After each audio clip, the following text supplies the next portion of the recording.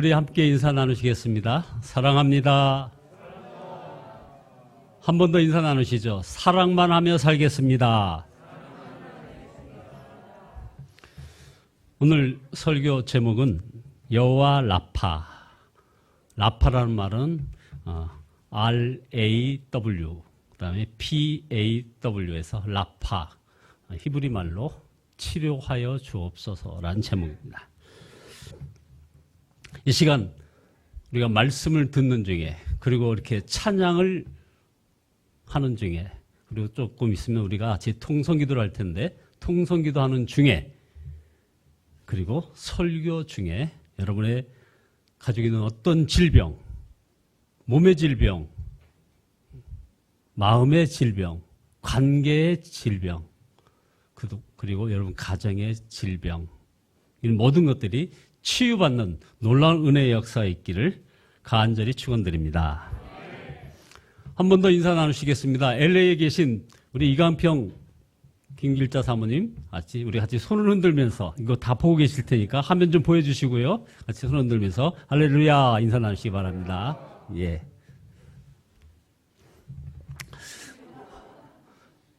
하나님의 치유는 우리가 병원에서 치료받는 것과는 좀 다릅니다. 마음에 은혜가 임해야 이 치료가 임하는 것입니다. 그래서 조금 전에 말씀 올린 것처럼 이렇게 찬양 중에, 그리고 합심 기도 중에, 그리고 설교 중에 치료받는 이들이 참 많습니다.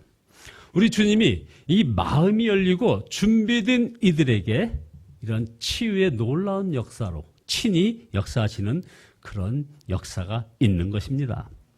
하나님께서는 분명히 자신을 치료하시는 하나님이시라고 출애굽기 15장 26절에서 이렇게 말씀하십니다. 나는 너희를 치료하는 여호와임이라. 이 말씀에서 출애굽 당시 이스라엘 백성들 중에 아마 질병으로 고생하는 분들이 참 많았음을 알 수 있습니다. 21세기를 살아가는 우리들에게도 이렇게 질병이 많은데 그 당시에 얼마나 많았겠으며 또 그들이 얼마나 걱정이 많았겠습니까? 본인들만 걱정이었겠습니까? 가족들, 이웃들 다 걱정이었을 것입니다. 출애굽한 후에 광야에서 먹고 마시는 것 다음으로 아마 제일 큰 두려움이 질병이었을 것입니다. 애굽에는 약도 약사도 있지만 광야에 나가서 정말 아프면 이거 죽는 겁니다. 지금은 당장 환자가 아니더라도 몸이 아프면 어떻게 하나 하고 걱정이 되지는 않았겠습니까? 그러니 하나님이 치료하시는 하나님이시다라는 이 말씀이 얼마나 놀랍고 든든했겠습니까? 마치 큰 병원이 들어선 것과 비교할 수 없는 그런 기쁜 소식이었을 것입니다. 그러나 하나님은 이 말씀을 하시기 전에 먼저 다루신 일이 있으셨습니다. 이게 중요한 포인트입니다. 먼저 다루시고자 하는 일이 있으셨다 이 말입니다. 여러분의 몸과 마음을 치료하실 때, 여러분의 기도를 응답하실 때 우리 하나님께서 먼저 다루실 일이 있다는 것, 이거 여러분 기억하셔야 됩니다. 이것은 뭡니까? 하나님을 정말 믿느냐 하는 것입니다. 우리 하나님은 이것을 확인하고 싶으신 거예요. 여러분, 사실 이스라엘 백성들에게는 하나님을 믿는 것 너무나 당연한 일 아니겠습니까? 보십시오. 홍해를 건넜는데 이걸 안 믿을 사람이 어디 있겠습니까? 그러나 이스라엘의 하나님에 대한 믿음은 점검해 보아야 할 그런 상태였습니다. 이스라엘 백성은 출애굽 14장에서 홍해가 갈라지고 그 홍해를 땅처럼 건너가고, 그리고 바로의 군대가 그야말로 수몰되는 일을 보면서 찬송을 불렀고 춤을 추었습니다. 솔직히 그들이 춤추고 노래할 그런 형편은 아니었지 않습니까? 홍해를 건넜지만 여전히 피난민 신세고, 집도 잃고 땅도 잃고, 그리고 살던 곳을 도망쳐서 이 광야로 지금 나온 그런 처지입니다. 장래도 보장된 것이 없습니다. 그러나 다 노래를 부르고 춤을 추었다는 겁니다. 하나님의 역사를 직접 체험하면 형편이 나빠도 가진 것이 없어도 노래가 나오고 춤을 추게 됩니다. 자, 그러므로 자신의 현실이 처량하고 답답하고 두렵고 그리고 억울하게 여겨진다면, 아직도 그런다면 하나님에 대한 체험이 없기 때문인 것입니다. 하나님이 살아계심을 믿는 그런 체험이 없기 때문에 여전히 현실은 처량하고 답답하고 두렵고 억울하게 여겨지는 불신의 삶을 살아가는 거죠.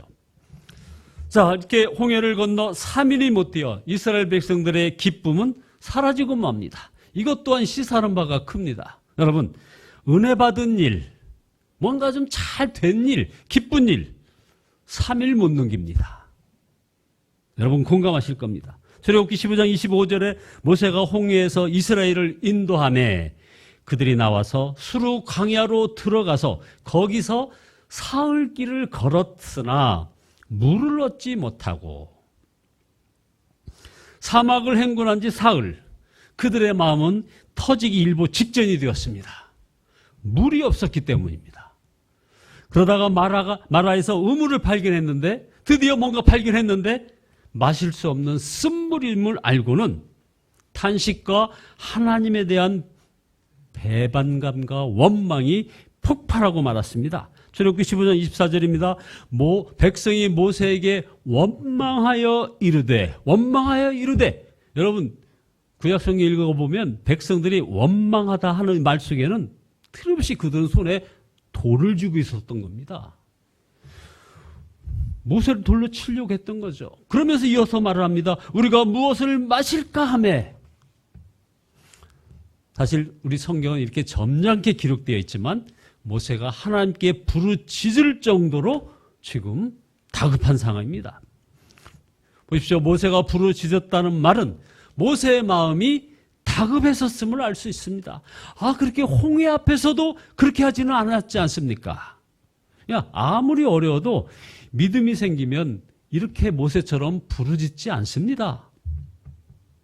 기도해도 아주 조용히 기도합니다. 여러분은 정말 하나님은 치료하시는 하나님이시다. 아멘이십니까? 그러면 말이에요. 여러분, 아파도 염려가 되지 않죠? 아멘. 참 여러분들 믿음 좋습니다. 혹시 그건 아니라면 이것은 아직 믿지 않는 것입니다. 우리 같은 목사도 이렇게 아픈 분들 위해서 기도하고 안수할 때 믿어지지 않을 때가 가끔 있습니다. 여러분 혹시 믿어지지 않는다고 너무 자책하지 마시기 바랍니다. 자, 그럼 둘째로, 그러면 어떻게 하나님은 치료하시는 하나님임을 믿는 그런 믿음을 가질 수 있을까요? 첫째, 치료받을 것을 믿는 것이 아니라 함께 하시는 주님을 믿는 것입니다. 이거 순서가 바뀌면 절대 안 됩니다. 주님을 믿어야지 치료하는 그것을 믿으면 안 된다 이 말입니다. 보십시오. 베드로가 처형당할 위기에 빠졌을 때 당시 교인들이 기도하면서도 풀려나올 것을 믿지 못했습니다. 기도하면서도 풀려나올 것을 믿지 못했던 이 상황은 어떤 상황입니까? 여러분 여기 올드하신 분들 아마 기억하실 것입니다. 1974년 여의도에서 100만 명이 모여가지고 엑스포로 74, 그리고 그전에는 빌리그램 집회가 있었죠. 근데 이 8월 달에 집회를 하는데 한 5일 동안 하는데 4, 5일 동안 하는데 둘째 날, 그 다음 날이 엄청난 비가 온다는 예보가 나왔습니다. 그래서 이 빌 브라이트 박사와 빌리그램 이 목사님이 이렇게 청중들한테 기도를 요청했습니다. 여러분, 내일 비가 안 오도록, 그래서 우리 행사가 잘 진행돼서 성령의 놀라운 은혜의 역사가 이 대한민국 서울 땅에 퍼져나가도록 기도합시다 해서 기도 많이 했습니다. 어떤 분은 밤새워 기도했습니다. 그 다음날 그 집회에 올 때 그들이 다 우산 들고 왔습니다. 저만 우산 안 들고 왔습니다. 자, 이렇게 베드로가 풀려나올 것을 믿지 못하는, 기도하면서도 믿지 못하는, 그러나 주님이 함께 하시니 우리는 기도하는 것입니다. 마가복음 9장에 보면 간질로 고생하는 아들을 데리고 온 아버지가 예수님께 왔습니다. 아주 유명한 장면이죠.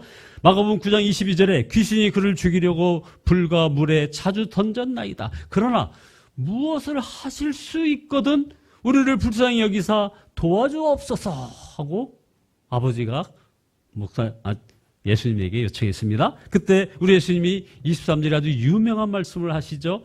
할 수 있거든이 무슨 말이냐? 믿는 자에게는 능히 하지 못할 일이 없느니라. 그때 아버지가 이렇게 외칩니다. 내가 믿나이다. 나의 믿음 없는 것을 도와주소서. 그렇습니다. 여러분, 믿음을 갖는 것이 병을 치료받는 것보다 더 중요합니다. 우리는 치료가 아니라 바로 주님을 믿어야 합니다. 주님을 믿어야 믿음이 흔들리지 않는 것입니다. 치유받는 것만 믿으면 계속 믿음이 흔들립니다. 또 하나 중요한 훈련이 바로 순종 훈련입니다. 하나님께서 자신이 치료하시는 하나님이심을 말씀하시기 전에 먼저 마라의 쓴물을 고쳐주셨습니다. 25절에 여호와께서 그에게 한 나무를 가리키시니 그가 물에 던지니 물이 달게 되었더라. 하나님의 뜻이 단지 병을 고쳐주는 데만 있었다면 그저 간단합니다. 야, 병자들아 다 나오라 하면서 고치면 되었을 것입니다. 그런데 좀 복잡한 방법을 쓰셨습니다. 자, 보십시오. 첫째, 사흘 목마르게 하시고 그 다음 마라의 쓴물을 맛보게 하시지 않았습니까? 그 다음에 모세에게 한 나무를 가르치셨습니다. 그래서 모세가 그 나무를 물에 던지니 물이 달게 되었습니다. 자, 여러분은 지금 어느 단계에 계십니까? 하나님을 간절히 바라보게 하시고 하나님의 말씀을 듣고 그 말씀에 순종하는 시범을 보여주신 것입니다. 그리고 쓴물이 단물이 되었습니다. 샘이 치유된 것입니다. 치료하여 주시겠다는 이 약속 바로 전에 하신 말씀, 이것을 우리가 주목해야 됩니다. 그 유명한 아주 치유의 말씀, 오늘 정호 장로님께서 읽으신 바로 그 말씀입니다. 출애굽기 15장 26절. 너희가 너희 하나님 나 여호와의 말을 들어 순종하고 내가 보기에 의를 행하며 내 계명에 귀를 기울이며 내 모든 규례를 지키면 내가 애굽 사람에게 내린 모든 질병 중 하나라도 너희에게 내리지 아니하리니 나는 너희를 치료하는 여호와임이라. 아멘. 셋째로, 그러면 우리는 병이 나았다 안 나았나 뭐 이런 거 신경 쓰지 말고 우리 주님이 하라고 하시는 것에 온전한 순종을 하게 되었나를 이제 점검해야 되는 겁니다. 점검이 필요합니다. 여러분 보십시오. 나환자인 그 모압의 나아만 장군에게 요단강에 들어가 7번 목욕하라고 합니다. 그때 믿음과 순종을 먼저 요구하는 중요한 하나님의 테스트가 있었습니다. 몸이 병들었을 때 여러분 마음이 참 부드러워지지 않습니까? 그것은 성령께서 역사하시기 참 좋은 상태입니다. 에스겔 11장 19절에 내가 그들에게 한 마음을 주고 그 속에 새 영을 주며 그 몸에서 돌 같은 마음을 제거하고 살처럼 부드러운 마음을 주어. 여러분 아직도 돌 같은 마음이십니까? 아직도 돌 같은 마음이십니까? 몸이 아플 때 우리가 받은 은혜는 바로 이 마음을 가지는 것입니다. 우리는 몸의 치유보다 더 큰 기적을 사실은 체험하고 사는 그런 사람임을 명심해야 됩니다. 지금 21세기 미국에서 가장 이 신유의 기적을 많이 행하는 캐더린 쿨만이라는 여성분이 계십니다. 이분은 이런 환자를 만났어요. 주물 공장에서 일을 하다가 그 샘물이 눈에 튀어가지고 실명을 해서 무려 21년 동안이나 시각장애인으로 지내던 조지 오르라는 이 사람을 그 눈을 뜨게 했습니다. 바로 캐더린 쿨만이라는 분이요. 그래서 그 캐더린 쿨만 여사가 이런 말을 또 남겼습니다. 모든 기적 중에서 가장 큰 기적은 우리 주 예수 그리스도의 피로 말미암아 죄와 허물로 죽은 심령이 살고 더러워진 마음이 깨끗하게 된 것입니다. 이것이 모든 기적 가운데 가장 귀한 기적입니다. 아멘. 여러분, 치유가 큰 기적 같아 보이지만 우리는 사실 더 큰 기적을 이미 누리고 있는 것입니다. 그러므로 병을 고쳐주시는 기적, 이것은 우리에게 일어나기 어려운 그런 기적이 아니라는 것입니다. 분명히 십자가의 능력에는 치유 역사가 약속되어 있습니다. 오늘 여러분 주보에 본문 말씀이 또 하나 더 있습니다. 마태복음 8장 17절에 바로 이런 말씀이 나옵니다. 이는 선지자 이사야를 통하여 하신 말씀에 우리의 연약한 것을 친히 담당하시고 병을 짊어지셨도다 함을 이루려 함이더라. 우리 예수 그리스도께서 십자가에서 이미 저와 여러분의 과거, 현재, 미래 모든 죄를 용서해 주셨듯이 모든 질병을 대신 짊어지셨다는 것입니다.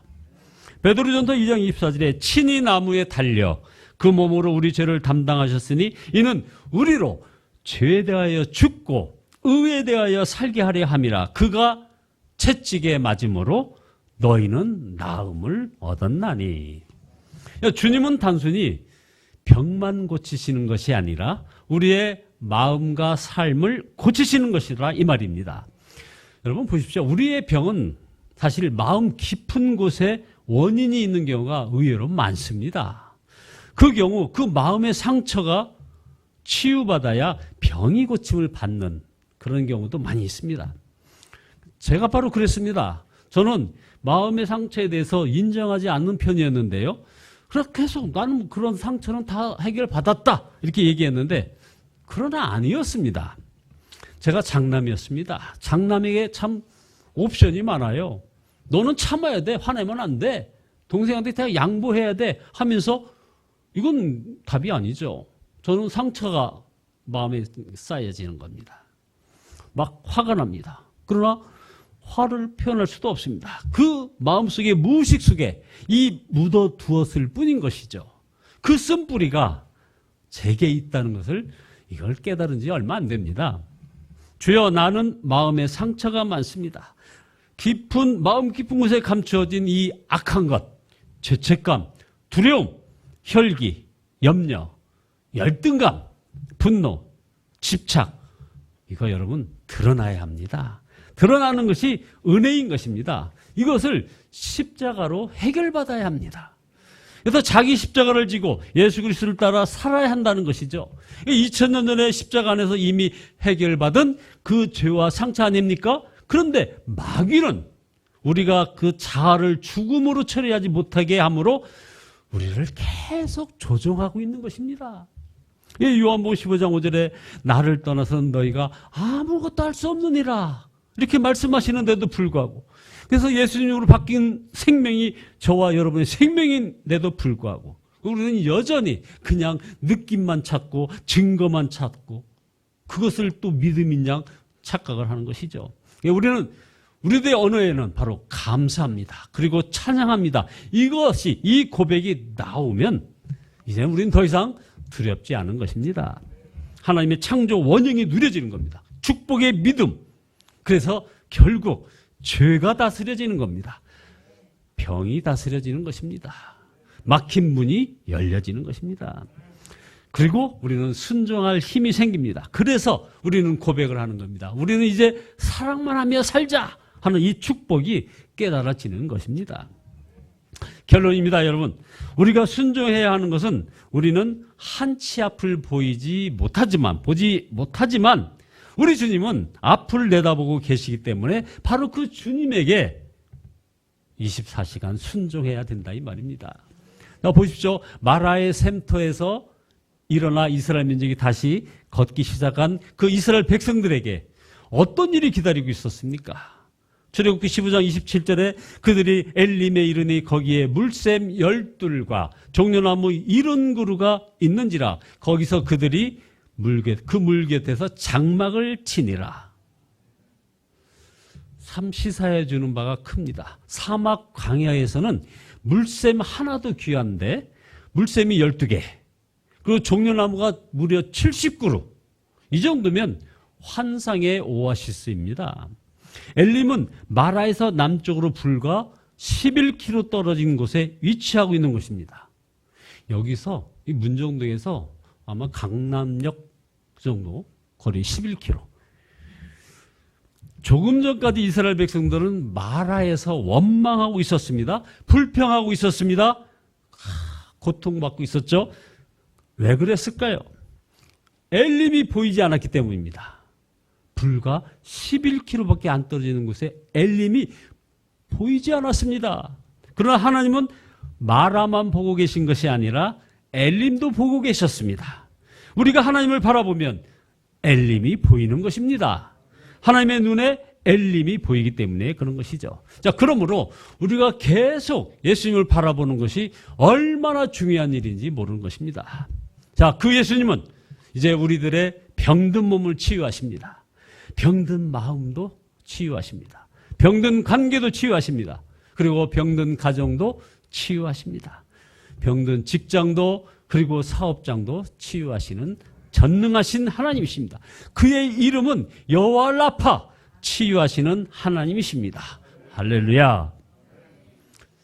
이제 우리 배너 영화의 배너의 어머니와 배너의 그 여동생이 문둥병이 예수 그리스도가 십자가에 못 박혀 달려 돌아가시는 그 보혈로 치유받는 장면을 잠깐 관람하신 후에 우리 초대 찬송 부르면서 통성기도 하시겠습니다.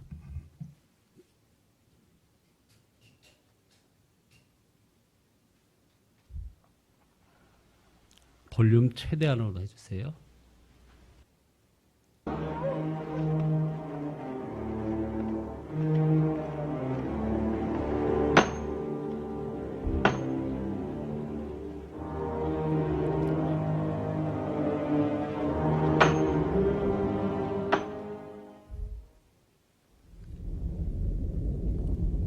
A strange darkness